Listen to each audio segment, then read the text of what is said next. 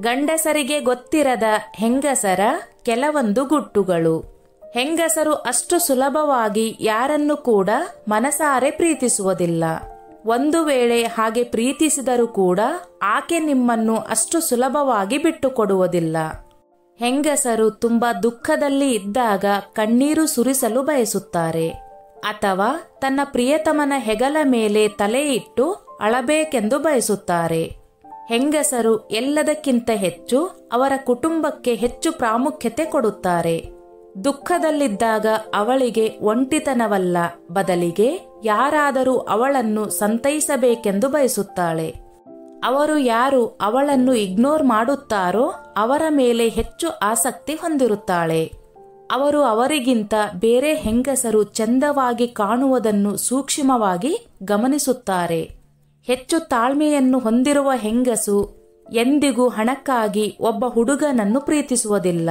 By chance ಹಾಗೆ ಪ್ರೀತಿಸಿದರೆ ಅದು ನಿಜವಾದ ಪ್ರೀತಿನೇ ಅಲ್ಲ. ಹುಡುಗಿಯರು ಪ್ರೀತಿಯ ವಿಷಯದಲ್ಲಿ ಅವರ ಸ್ನೇಹಿತರ ಅಭಿಪ್ರಾಯಕ್ಕೆ ಹೆಚ್ಚು ಪ್ರಾಮುಖ್ಯತೆಯನ್ನು ಕೊಡುತ್ತಾರೆ.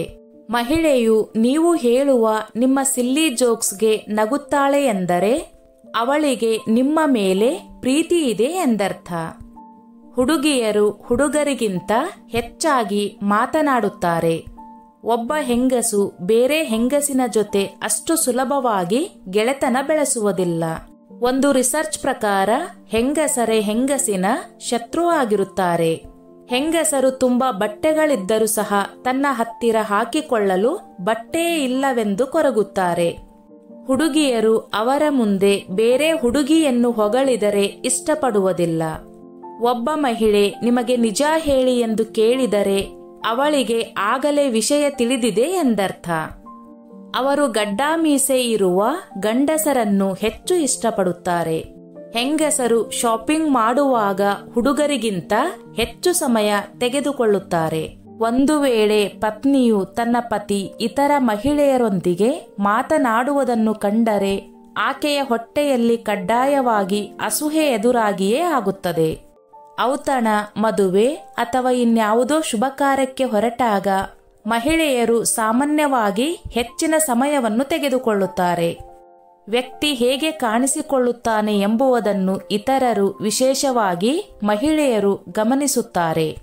ವಿಶೇಷವಾಗಿ ಮಿಲನದ ಸಮಯದಲ್ಲಿ ಆಕೆ ಅಪೇಕ್ಷಿಸಿದ ಫಲ ಸಿಗದೇ ಇದ್ದರೂ ಆಕೆ ಆತನ ಬಗ್ಗೆ ವಿರುದ್ಧವಾಗಿ ಏನನ್ನೂ ಹೇಳಬಯಸುವುದಿಲ್ಲ. ಒಂದು ವೇಳೆ ತಮ್ಮ ತಪ್ಪಿಲ್ಲದೆ ಕ್ಷಮೆಯಾಚಿಸಬೇಕಾದ ಸಂದರ್ಭ ಎದುರಾದರೆ ಇದರ ಅರ್ಥವೆಂದರೆ ಆಕೆ ಈ ಜಗಳವನ್ನು ಮುಂದುವರೆಸಲು ಇಷ್ಟವಿಲ್ಲವೆಂದು ಅರ್ಥ. ಸ್ನೇಹಿತರೆ, ಈ ನನ್ನ ಮಾಹಿತಿ ನಿಮಗೆ ಇಷ್ಟವಾಗಿದ್ದಲ್ಲಿ ದಯವಿಟ್ಟು ಶೇರ್ ಮಾಡಿ, ಲೈಕ್ ಮಾಡಿ ಮತ್ತು ಸಬ್ಸ್ಕ್ರೈಬ್ ಮಾಡಿ.